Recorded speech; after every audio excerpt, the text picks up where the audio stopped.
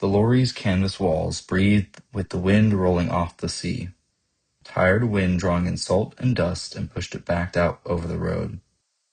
Titus Rendall had taken the rear bench so he could watch the coast sprawl out behind them.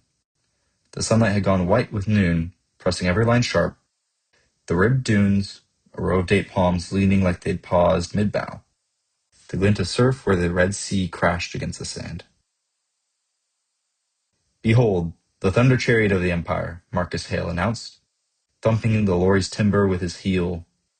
"A marvel of history. Somewhere a horse is laughing." "It would make better time if you weren't aboard," Ozzer Kellen. Oz, to all who knew him. "I vote we have you walk. It would do you some good."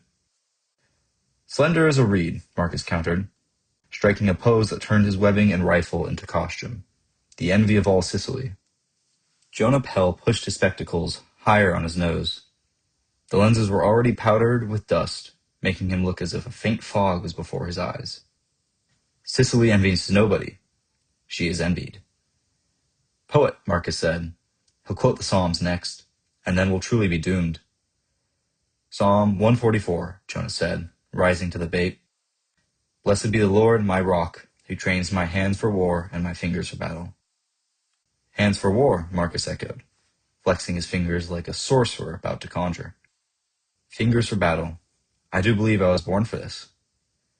"Born for boasting, at least," Oz said. Titus smiled despite the weight inside his chest. The four of them had been matched again and again in a dozen drills and marches and examinations, carrying each other's blunders the way brothers do. The convoy pushed north, 2 armored cars at point, their turrets prickling with antennae, a half-track hauling a gun, their pair of canvas-topped lorries. Finally, a field ambulance painted a quiet green that didn't fool anyone. Somewhere behind, a second line of supply wagons would be creeping, full of tins, tools, and the little luxuries quartermasters are privy to. The captured port they'd left at dawn already flew angling green from its customs house. The crescent banners had been torn down and torched. In the alleys, shutters opened lightly and closed again, just as gently. On the porch of a house with cracked columns, someone had hung laundry, shirts, and sheets, and a dress that had seen better days. The colors looked clean against the battered stucco, despite the wear and tear. Many of the inhabitants had already left, for they were free to do so. But for the ones who decided to stay, the field chaplains had already begun their ministry. They brought not just food, medicine, and physical healing, but teaching of the true healing which comes from God. The mosque, that house of demonic worship, full of idolatry which stood tall at the center of the town, had been reclaimed. The red crescent which stood so tall had been torn down and a cross erected in its place. The halls now filled with glorious psalms sung by the faithful.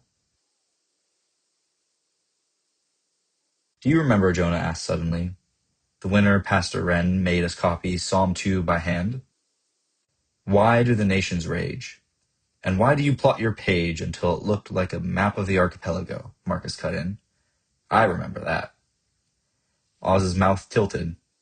"He made us stand and recite it in turn." "He who sits in the heavens laughs," Wren said. "Learn that sentence. You will need it when fools pretend to be gods." The memory sprung clearly into Titus's mind. Frost whitening the academy quad, their boots squeaking against the stone, breath frozen the moment it left their mouths. The little chapel had smelled of oil, stone, and paper. He'd stood there in a coat that didn't fit yet, but held the promise of glorious duty. A gust tugged the canvas. The driver's voice barked through the opening in the back of the cabin. "Eyes open. Watch balconies and doorways. If it looks wrong, it is wrong. God keep us." The road bent inland where a split of rocks made a small pathway through and then entered a ribbon of houses. The pastel sun bleached and old, bullet holes riddled the walls. A balcony drooped with its ironworks sprung like a broken jaw. Yet from one archway came the good smell of bread, and from another a radio's thin, brassy joy, the kind of music that insists, stubbornly, on existing despite the war-torn surroundings. A boy on a rooftop flew a kite fashioned from a ragged sack, its tails a strip of cloth knotted together. He grinned down and dipped the kite toward the convoy. Marcus pressed a hand to his chest as if fatally struck. The boy laughed and let the kite rise again, its shadow skittering over scorched plaster. Forward Scout reports this lane clear for the next 2 miles. Oz read from a penciled note he'd taken off a motorcyclist at the last checkpoint. No traffic expected. We should be so blessed for the next mile, Marcus said. They were until, suddenly, the air changed. A low cottage on the left had once kept chickens. The coop had collapsed into a tangle of plywood and chicken wire. Beside it, the road's paving stones looked newly set, but bruised from frequent use. Titus's brain filed away the details. His eyes stayed on the second-floor balcony where a curtain stirred in a way that the wind didn't compel. Rail, he said. Jonah left, Marcus right. Oz, watch that. The road heaved. The armored car at point bucked with a sound like a sudden lightning strike. A geyser of dust and stone lifted it and set it crooked. The blast rolled back down the convoy, wind, grit, and a shove that knocked Titus against the lorry's plank. The canvas ripped like paper. For a breath, there was no sound at all, just a pressure like being underwater. And then the world rushed back in. Shouts, the flat stamping of rifles, the stammer of a machine gun. Down, someone bawled. Titus's hand held the bench slat a heartbeat longer than they should have. He saw the white dust trembling in the air. He saw Marcus's eyes snap back into focus. He saw Jonah's jaw set. Somewhere inside his mind, a switch flipped, and then he was moving. Boots into dust, cheek pressed tightly to the lorry side. Rendall, Sergeant Lewis shouted. Position 2 trucks ahead and now somehow at Titus's left. Voice clean as a bell through the crackling. Stack on me. Left. Structure go. The home with the restless curtain was opposite, the broken coop. Titus glanced once to the road's edge and saw it. The end of a wire, thin and greased against the curb, disappearing into the doorway. The sort of wartime trick anyone with a charge and patience could rig, even without modern equipment. He tapped Marcus and he moved quickly, and his banter thinned to something lean and useful. Jonah came behind him, hands slightly shaking. Oz slid in behind, patiently waiting his turn. They stacked up on the left side of the door, heads low, rifles up. The door of the home looming, a panel bowed with age, its paint scabbed away by hands and weather. Mills, Lewis said softly, and the lad at his elbow pulled the pin, cracked the door with his boot, and tossed the grenade inside. A white flash banged the corridor flat. They went in. Training returned like an old friend. Left, right, angles, corners. Rooms announced themselves with smells before sight. Stale tea, bodies, kerosene, ash. A crib by the stair, shoes lying carefully along the wall. Voices. One shouted. One answered with a warning. Titus didn't understand what they were saying, but they sounded like men telling each other they were about to be brave or dead. Second floor corridor. A door swung, a muzzle appeared and barked. Plaster stung Titus's cheek from an impact. He felt the rifle's stock kiss his shoulder. The sights were a level horizon on which his mind steadied. Hold, he said. Inside the first room, a woman crouched with 2 children behind an overturned table. The shooter was behind a wardrobe across from her, firing blind. Shove, barrel out, fire, jerk back. It was ugly, idiotic, and entirely predictable, because his strategy can be taught faster than marksmanship. Don't shoot, Jonah said, barely breathing air. I know. Titus's mouth was dry. Some part of the brain began to tally. Floorboards, windows, the wardrobe's feet, there, and the pattern of wildfire, there and there. He went 2 steps left and dropped to a knee. He exhaled and the world grew smaller. When the barrel showed, when the black oval of its mouth reared its ugly head in a flash, Titus followed the path his brain had set, quickly moving into position before the shooter could fire. His finger found the pressure had been taught and let a single round go into the space he predicted would contain his target. The rifle answered. His opponent, as his previous pattern had suggested, moved straight into the spot his bullet targeted. The wardrobe's edge spat splinters. A dull thud. Silence. Clear, Lewis snapped to the rest of the stack. Good shot. The team shuffled into the room. The woman did not move. She had put her body between aim and children.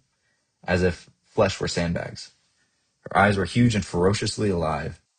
She looked at Titus, and he knew she saw a man, a uniform, a flag, and 500 potential nightmares at once. "We won't hurt you," Jonah said in careful, schoolroom Arabic. The consonants clipped neatly, the vowels clean. "Stay, stay," he said, pleading with her to see them not as demonic apparitions, but as men coming with compassion. "Right," Oz hissed, and Titus left with him. Another room, another shooter trying to make the furniture a fortress. This time unaware of their entry, and still firing at their fellow soldiers down below. Marcus's burst, a short, disgusted cough of his submachine gun, punched the man forward. "Clear," Lewis said softly as the shooter's limp body fell out the window he was firing from. They followed the corridor back towards the stairs, clearing as they went. In a room with a wash basin, a boy no older than 13 stood, holding a field telephone's handpiece. His knuckles wide around it, a coil of insulated wire ran out of the window and down to the street. He stared at Titus the way a cornered cat stares. Enormous eyes, breathing faster than his lungs can manage. "Put it down," Titus said in a low, calming voice. The boy's gaze swung to Marcus, whose face could be disarming, even when his weapon was systematically opposed to it. Marcus made a small gesture. 2 fingers, palm down, nothing fancy, just lowering. The boy's shoulders sagged half an inch. He set the handpiece on the floor. He did not cry. "Bring him," Lewis said. "We can't leave him here." They spilled back into the little courtyard as if a net was dragging them forward. Smoke from the blast still drifted into the air. One of the armored cars had settled with a broken axle, its nose in the wall and radiator hissing. The half-track was parked across the road to make a grudging barricade. In the shadow of a fig tree, the ambulance's back doors were swung wide open. The world had gone to fragments. Shouts rang with the clatter of a box of dressings knocked from a medic's hands. "Here," Corporal Bethan Pierce's voice cut clean through it. She knelt by a sergeant whose trousers were already dark with blood. His legs cinched above the wound with the belt. "Titus, pressure here. There. Heel of the hand, now." He dropped beside her. The sergeant's face was gray and very young. Bethan's fingers worked with the calm of someone threading a needle in a swaying carriage. "Lord," she said under her breath, "bind what iron has opened." She glanced up long enough to see Titus's hand set properly. "Good. Hold there." He pressed, and the man made the noise that tells you you're saving his life and hurting him to do it. Bethan tore open a packet, and a roll of bandage fanned in her lap. "Morphine," she told the orderly at her shoulder. "A quarter." She bent closer to the wound, and then, very simply, began to recite. "God is our refuge and strength, a very present trouble and help. Therefore we will not fear, though the earth give way." Her voice was quiet, but strong, as if her words were weight-bearing beams. On the steps, Jonah had shepherded the woman and her children down into the shade and now stood between them and the street, like a walking wall. His rifle down, Oz moved through the courtyard with a notebook and the authority of knowing where things go. "You, bring the stretcher here. You, water. No, not that bucket, it's filthy. Those sandbags to the corner. Yes." Marcus reappeared from under the half-track with 2 engineers in tow and a crowbar that had seen better days. "Door's jammed," one of the zappers said. "We'll have it open soon." He looked at the sergeant under Bethan's hands and looked away quickly. "There's a smell particular to the battlefield that no catechism lists and no warning readies you for. Hot metal, blood, sweat leached out by fear, and fuel. It threaded itself through the courtyard like a mean, inevitable tune. Somewhere, a chicken, ignorant of the destruction, flapped under a table and kicked up dust. The radio that had been playing music before the blast sputtered, coughed, and found a station again. A song in a language Titus did not know, with a melody so stubbornly cheerful he almost laughed. The disjointed nature of the song took Titus out of the dread of the moment. The Lord has an odd way of giving his people exactly what they need through the most basic of means. He looked up from the pressure he was keeping, and it all rushed back. He saw the boy from the telephone standing like a gray moth at the courtyard's lip, eyes enormous, hands empty. Jonah saw him at the same moment. Their gazes met over the chaos, and there was no question in either. The boy was not a target now. Jonah tipped his chin once, signaling the boy to come. The boy didn't move closer, but he didn't run. He watched as if learning a ritual. How men behave when death has swung by and left its calling card. Ready, the sapper called, and they levered the bent door of the armored car back. And the door pried open. Inching along its protesting hinges, Marcus's face focused tightly as he strained to pull it open. They hauled two men out, both choking from the smoke. Bethan's shoulders relaxed just enough to let herself catch a breath. She wiped her brow with the clean part of her sleeve and looked at Titus. He's stable. He felt his hands begin to shake now that they were allowed, and he hid them against his thighs. The courtyard, which at one moment was calm and quiet, had descended into bloody chaos in a moment. And now at least it was calm again. He looked down at the man they had saved. He had been hit by the initial explosion, but by the grace of God, Bethan was able to get the bleeding to stop. 3 others were less fortunate. Their bodies already covered in a thin cloth and put on a truck to be sent back. Back to their mothers, their fathers, their wives, their families, with the memory of a hero, but nothing more than that. He heard himself speak before he knew he'd thought the words. Why, he said, and the word came out raw and quiet. He wasn't constructing an argument, merely feeling out loud. Lord, why would you let men do this? This wickedness and pain. It hurts. I know the answers. I know you work all things for the good of your people, but I cannot help but asking, why like this? No thunder, no answering trumpet. Only the ordinary chorus of ordinary things and ordinary people. The small things God often works through. Wheels shouting, linen snapping on a line, the half-track coughing, someone offering a quick prayer for a fallen brother. Lewis's hand closed on Titus's shoulder. We've got to block that alley before they come again, he said. You take your 3. Make sure the alley's clear. Titus nodded, grateful for an instruction that kept his mind from wandering. He gathered Marcus, Jonah, and Oz with a gesture. They slipped back through the arch with their rifles low and their eyes high. The alley was quiet, and the air had settled as if nothing had happened. They checked the doors and windows as they went. There were varying footprints in the dust, bare, booted, and splay-toed marks of sandals. Near the curb, they found a thin metal wire. He crouched and touched the copper as if a thread could tell him anything about evil. It told him only that men are clever, and patience makes cowards dangerous. They returned to the courtyard with their faces set. The wounded that Bethan could save were already on their way to a field hospital. The ones she couldn't were wrapped with the same attention given to living men. The worst of the rush had broken. A woman at a balcony took the water. Jonah hurried up to her and bowed her head without a word. A gull laughed while perched atop a house, and the sea in the distance could be seen crashing along the shore. Bethan came and stood next to Titus without speaking. Her hands were scrubbed, red where the glove edges had rubbed them raw. The heaviness of it all had seemed to take a toll on her, as it did them all. Drink, she said. The water tasted refreshing on his parched throat. Most of them will pull through. You did good out there. Marcus dropped onto the step and let his head fall back against the wall, mouth wide open. Well, he said, voice gone hoarse, if anyone asks how the war is, I shall tell them it is loud. Oz made a mark in his notebook and snapped it shut. And ugly, he said. Jonah didn't speak. He looked at his hands and then wiped them on his trousers, as if that could change anything.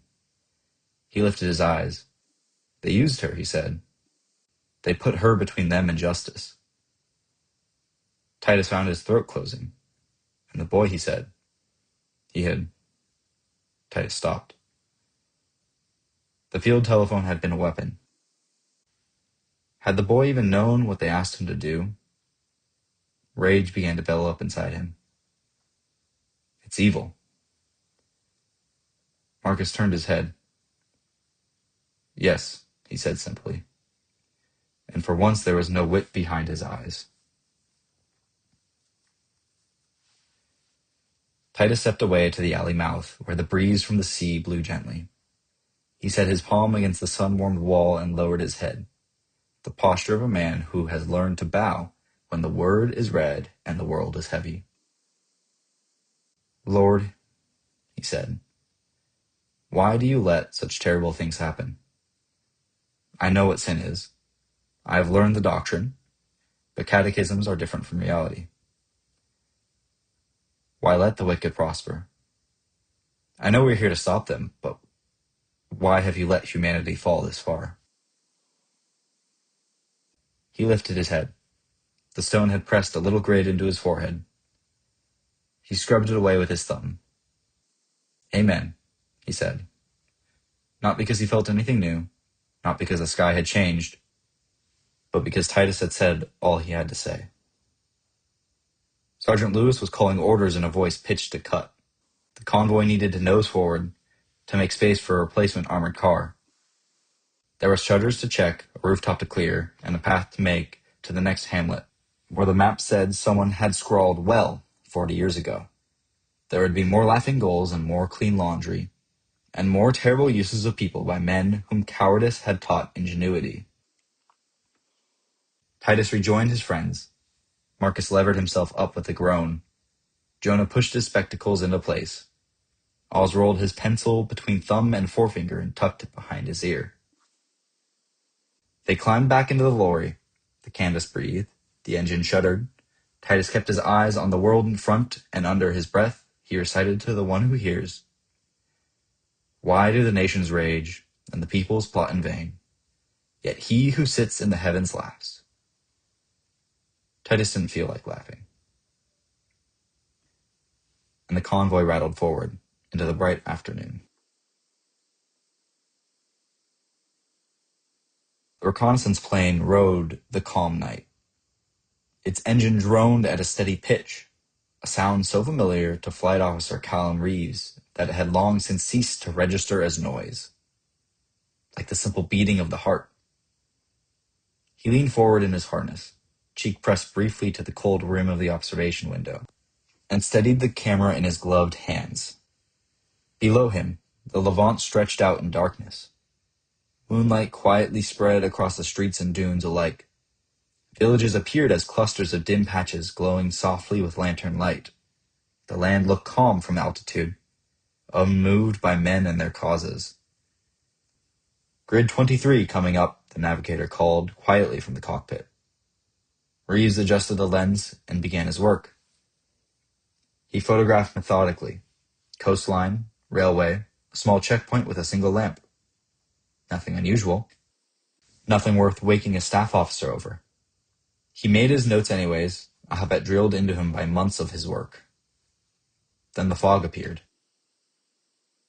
At first he mistook it for a trick of elevation, a low cloud pooling where the land rose sharply, but it did not drift the way a natural occurrence would. Instead it climbed. The fog rolled uphill, spilling over ridge lines as if directed by an unseen hand. It moved with a speed that made his stomach tighten, not blown, not scattered, but advancing with purpose, swallowing the ground beneath it in seconds. "Do you see that?" Reeves asked, keeping his voice even. The navigator leaned closer. "That's not on the forecast." Reeves swung the camera down toward a small village at the fog's edge. He recognized the place from earlier passes. A handful of stone houses clustered around a narrow road. Lanterns flickered briefly, and then vanished as the fog overtook them. He depressed a shudder. Through the lens he saw brief flashes inside the fog, sharp, red lines that cut and vanished too quickly to follow. Not explosions. Too clean. Too precise. Reeves frowned and adjusted the exposure, thinking at once of reflections, of distant gunfire, of some strange atmospheric trick. He took another photograph, and another. The flashes continued, silent from this height, surgical in their brevity.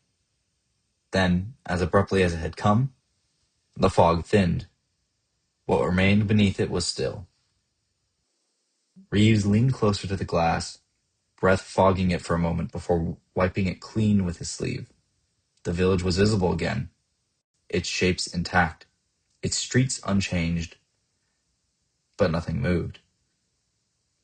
Bodies lay where people had stood moments earlier, on the road, in doorways, at the base of walls. There were no fires, no collapsed buildings, no signs of a fight or struggle. Reeves lowered the camera without realizing he had done so. God, someone whispered over the intercom.